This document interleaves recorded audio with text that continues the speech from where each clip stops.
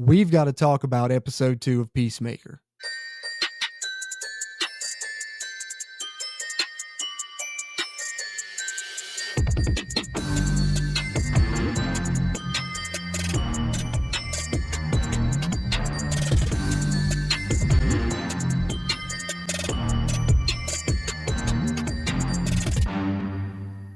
What's happening? What's happening? What's happening? Welcome back into JC's Movies, where you can see all kind of movie and TV show content here with me, JC, here today to continue our series recap of Peacemaker as we continue to go through this episode by episode. Now, episode 2 out, so we're going to dive into that one here momentarily. Got some thoughts on this one for sure that I want to talk about. I really thought this was an interesting episode. A lot going on in this one, and it ends on another cliffhanger, so we definitely have a lot to discuss. But before we get to it, just a quick reminder, if you would take a second, hit that thumbs up button on the video, help us out with that crazy YouTube algorithm, help us find more fans of movies like yourself. And if you're someone that enjoys movies, particularly superhero genre, comedy, and horror, that's the main thing that I like to talk about here on the channel. Be sure to hit that subscribe button so you get these videos directly into your feed. And if you're a fan of the Peacemaker series, you'll get the episode recaps directly into your feed every week. Been putting these out every Friday and going to kind of try and continue that throughout the life of this series. So that's what I've got planned here, and appreciate your help here. If you hit that like button. And with that being said, let's get into the talk about episode 2 of season 2 of Peacemaker. All right, so episode 2, season 2 of Peacemaker continued to laughs. I would argue I may have laughed more at episode 2 than I did episode 1. And yet again, does a good job ending on a cliffhanger. That's kind of just quick initial thoughts. Just finished watching the episode. But I liked this episode a lot. And I'm going to tell you right now, just getting into it, we'll talk more about it. But Tim Meadows coming in as Langston Flurry? I don't know. Flory, maybe? Whatever, whoever the hell Tim Meadows was playing that came in to babysit Economos' character, quote unquote. Man, he was funny as hell. He had some great jokes in this thing, kept giving everybody funny nicknames. His bird blindness, that conversation had me rolling, and then that came into play at the end. He stole the show for me. Tim Meadows is great in this episode for sure here in episode 2, which yet again written by James Gunn. I believe all 8 episodes were wrote by James Gunn. Greg Mottola directed this one though, of course. So this picks up at the end. We left in the cliffhanger of episode 1. John Cena, Chris Smith, a Peacemaker there, killing his counterpart from the other reality, the other dimension there that the portal leads to in his father's house that we talked about there in episode 1. And so then he calls up what we learned to be Vigilante, asking if he still had the bone saw so they can get rid of the body. And that's kind of what kicks off the episode, and then leads into some crazy stuff along the way. But that's one of the first crazy things, is just them cutting up the body and all that. That was pretty hilarious. You see Harcourt at a store trying to buy some makeup to cover up her black eye from the bar fight in season 1, and there we get one of the funniest jokes of the episode as well, when she tells the guy he looks just like Beaker, because that dude, I'll be damned if he didn't look just like Beaker too. When she said that, man, I started dying laughing. That was pretty good as well. So from there, we see Economos still having to spy on Peacemaker, working for Argus. The big thing that kind of we get a flashback to in the opening of the episode, get us a little bit more backstory on Rick Flag Sr., who kind of comes into play a little bit more early in this episode. We don't see him much after that, early part there, but it flashes back to 8 months ago when he, first took over as the acting head of Argus, and he gets the file from Economos on his son, of course, Rick Flag's death, which we know Rick Kinnaman played him, and of course the Suicide Squad movie when Peacemaker ended up killing him.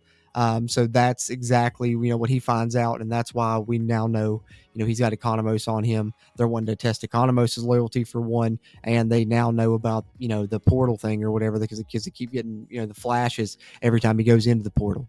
But of course, he knows that he's friends with Peacemaker, so he doesn't necessarily trust Economos, and that's how Tim Meadows comes to play in the episode, shows up as kind of his babysitter. He says he's a cool guy or whatever, because first he asks him about a handshake. He says something about a head nod. He's like, "Oh, you're a cool guy." He said, "I'm going to call you Ginger Cool." And so he starts calling him Ginger Cool the whole episode, and Economos is so pissed about it. And then you find out it's just kind of something he does because the other characters come along and he gives them crazy-ass nicknames too. But he talks to him about he has bird blindness when they show Eagly, because he's like, like, oh man, what was that, a peacock or some shit like that, or a parrot? I think he said a parrot. And then he said, I got bird blindness, man. They all look the same to me and shit. And so that comes into play later in the episode. But that was the funny shit, man. I never heard that in my life, bird blindness. That was pretty good. So anyways, he's there to babysit him. They're there to test his loyalty. While they're there, that's when Vigilante shows up to help Peacemaker, cut up the body of course, himself that he killed from the other dimension. And so it flashes on the screen.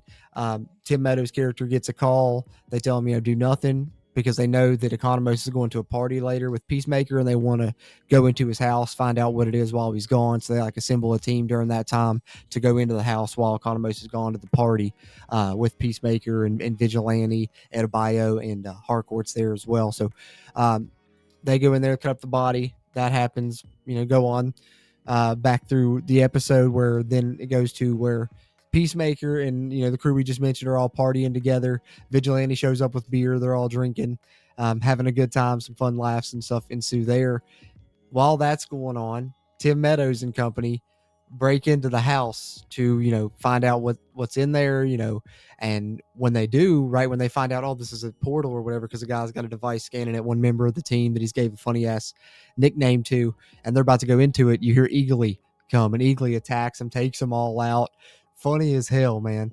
Watching Eagly take them out. Pretty good gore though and stuff. It's pretty gruesome the way that Eagly goes after them, so they're not able to get in. And of course, they're all partying together. They don't even know about this. Peacemaker gets drunk and comes home, doesn't even realize it when he's there. He just thinks Eagly fucked shit up again. And at the end of the episode, we do see Tim Meadows' character did survive. We don't know about the other members of the crew. I'm guessing not on some of those, especially the one that he poked out her damn jugular. But Tim Meadows wakes up, and that was what made me laugh. Maybe the best joke of the episode was he wakes up and he said, "Damn duck attacked me, man." I started dying because thinking about his bird blindness. But anyway, so that's kind of how that wraps up. They don't really get anything because Eagly kind of saves the day, gets a badass scene with some music playing as well after he takes out all the people anyways while they're partying. So you got Economos, Peacemaker, Vigilante, Adebayo, and Harcourt partying. When they're cutting up the body, Peacemaker had found the phone of the Chris from the other dimension, and he kept it actually, and was looking at pictures and videos of Harcourt. So, he was excited to see her. They were talking to her, having a good conversation, and then said something, yada, yada, yada, leads to an argument. So then he gets upset about that, gets super drunk there with them. And while he's doing that, you got Vigilante partying in his damn underwear, dancing around with Adebayo and Economos. Pretty funny. You had some funny scenes throughout those party moments. But anyway, so it ends, kind of similar to the first episode. Peacemaker gets sad, gets drunk as hell. This time goes back to his house, not going to have party. Looks like he's going to go to bed. And then you see him pull out his phone and he texts Harcourt, "Hey." And you're thinking, oh, well, he just texted her, hey, because they just had a fight. Well, next thing you know, the episode ends and it looks like he's in the other dimension. And then you see kind of the phone is the other phone, you think, though. So it kind of leaves it on that cliffhanger. Is that his phone? Is that the other Chris's phone? I'm guessing that is the answer, is it is the other Chris's phone. He's in the other dimension. And that's where we're going to pick up in episode 3, which I can't wait for that, man, because I want to see how it's going to play out. Are they going to think that he's their Chris, or are they going to still suspect something of it because he just showed up randomly and he's fine? I don't know. We're going to see how that plays out right there, because I think we're going to get some more with Robert Patrick and David Denman there playing Chris's brother that's alive in this dimension. So I think we're going to get some more of that in the next episode. But this episode, man, I don't know. I might have liked it better than the first episode. Either way, they've both been really good. Probably both, 9 out of 10 for me thus far in the first 2. I think James Gunn's going to knock this whole series out of the park. And what's most important is it's super important for the DCU. As my dog barks in the background, my wife probably just got home from the gym. I don't know if the mic picked that up or not, but perfect. At least he waited till the end, right when we're wrapping this thing up, man. But really like this episode. I'm really excited for the rest of this season, especially with how impactful it's going to be for the DCU moving forward. But that's just my thoughts. I'd love to hear yours. Be sure to share your thoughts on Peacemaker thus far, episode 1, episode 2, whatever you got there. Appreciate those interactions. Continue to help us grow the channel here on JC's Movies here on YouTube. And I like to chat with you guys about these movies and shows that we talk about here on JC's Movies. And Peacemaker's one I'm really enjoying. Hope you all are as well. Throw your thoughts in the comments. Hit that thumbs up button before you head out. And be sure to subscribe to the channel. Appreciate all that. Just like I appreciate you guys tuning into this one. And I will catch you on the next one.